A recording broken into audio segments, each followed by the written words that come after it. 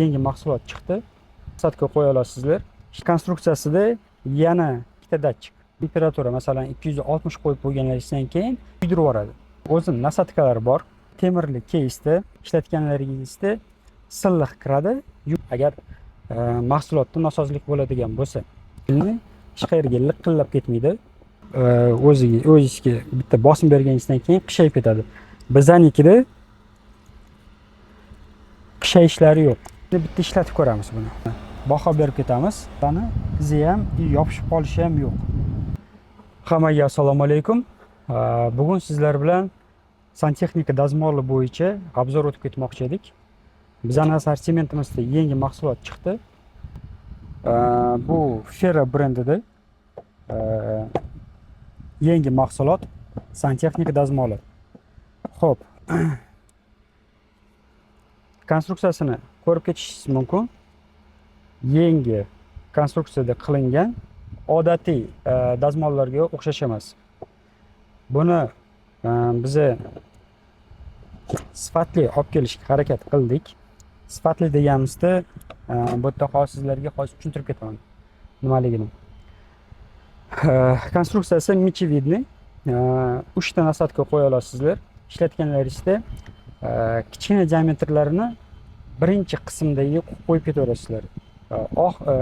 Diametr katta bo'lib ketganda o'ziga tortib ketaveradi. Eng katta diametrlari bu yerga qo'yib ketaverasizlar 3-qismiga. Xo'p, ko'rib turganingizdek, konstruksiyasida yana bitta дополнительный joyi bor. Bu radiator tarafi. Bu yerda yana bitta datchik qo'yilgan. O'zi ikkita datchik bizning mahsulotimizda. Bu перегревка и platani перегревиga предотвращать qilish uchun qo'yilgan. Xo'p, displeyimiz elektronniy. Temperaturani o'zingizga qulay qilib qo'yib olishlaringiz mumkin. Bizning mahsulotimiz PPR, PE, PP, PU trubalariga ishlatish mumkin. Xo'p, yana aytib ketadigan joylarimiz bu elektronniy mahsulot hisoblangani uchun bu yerda datchiklari отклонение temperatura masalan 260 qo'yib qo'yganingizdan keyin maksimum 5-7 temperaturaga o'ynaydi. Odatiy mexanik releda qilingan mahsulotlar, mana shu dazmollar, ular 30 gradus, 20 gradus, 15 gradusgacha o'ynaydi. To есть siz 260 qo'yadigan bo'lsangiz, odatda mana shu trubalarga 260 qo'yilganda yaxshi temperatura, sizlarda 290 gacha o'ynab ketishi mumkin. 290 qo'yilganda nimaga olib kelishi mumkin?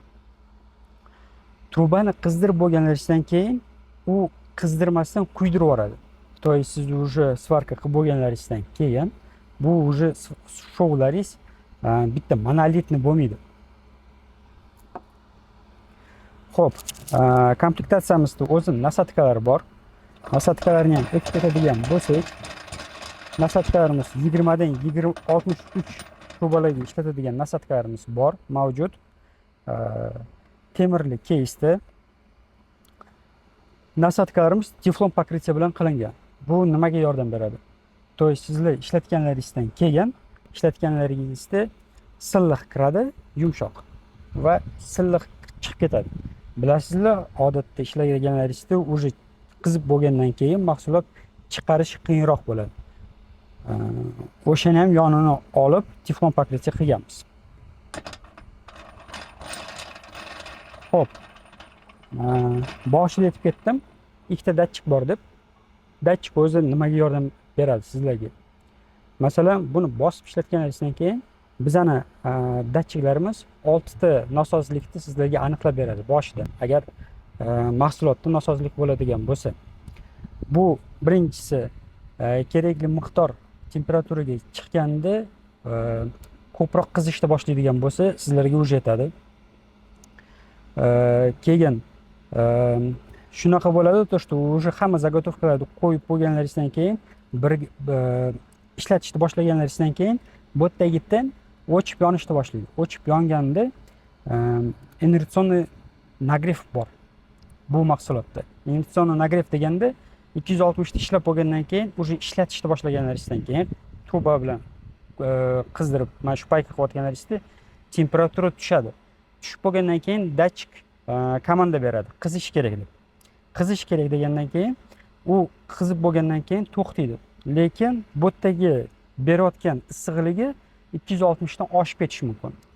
Oshib ketayotganda bu o'sha 290, 300 gradusgacha ham chiqib ketishi mumkin. Bu уже sizni ishingizni sifatsizroq qiladi.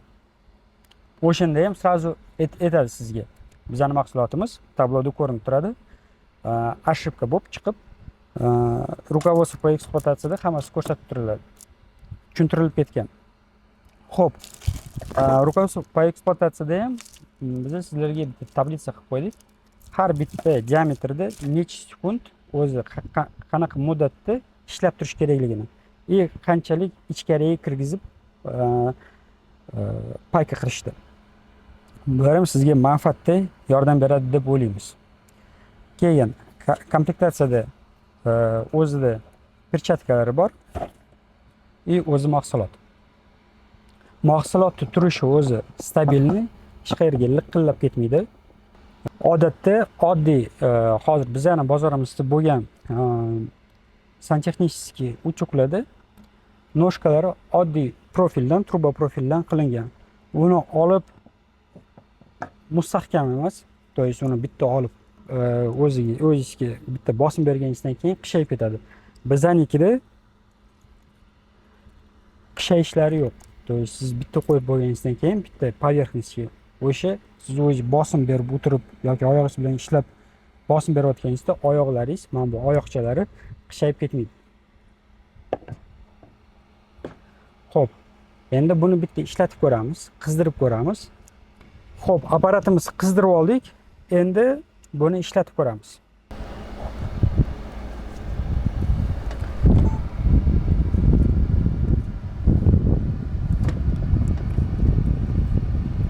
Xo'p, 20 talikda biz 5 sekund ishlab turamiz.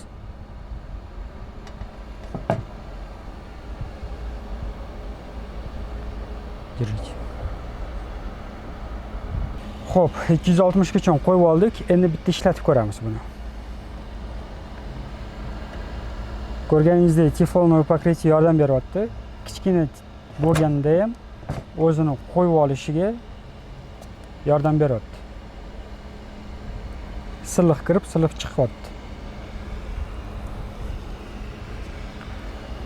Xo'p, svarka bo'lgan tarafini baho berib ketamiz. Svarni shu to'g'ri, правильно hammasi bo'lgan.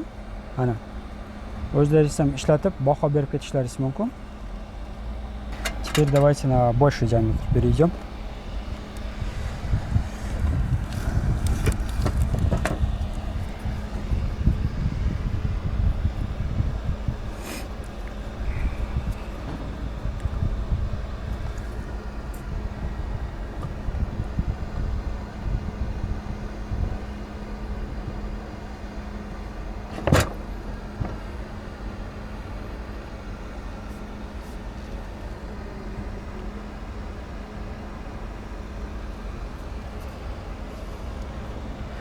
Xo'p.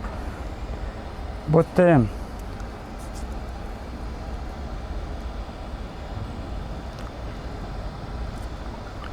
payka полностью bo'lgan, sodir bo'lgan. Ichkari taraflarda ham defekt ko'rilmayapti. Xo'p, endi biz yana bitta boshqa kattaroq diametrga o'tkazib ishlashini ko'rsatib beramiz.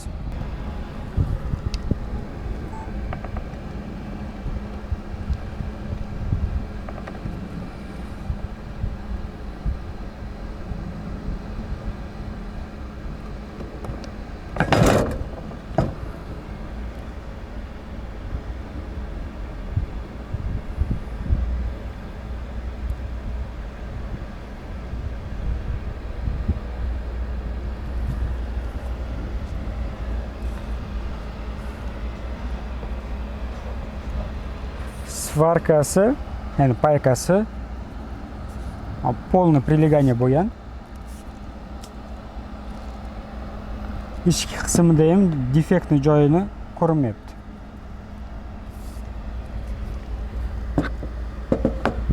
Nasatkalarga ham e'tibor beramiz. Nasatkada ham Mana bu plastik trubalarni izi ham yopishib qolishi ham yo'q. Sizlarga bu video yoqqan deb o'ylaymiz.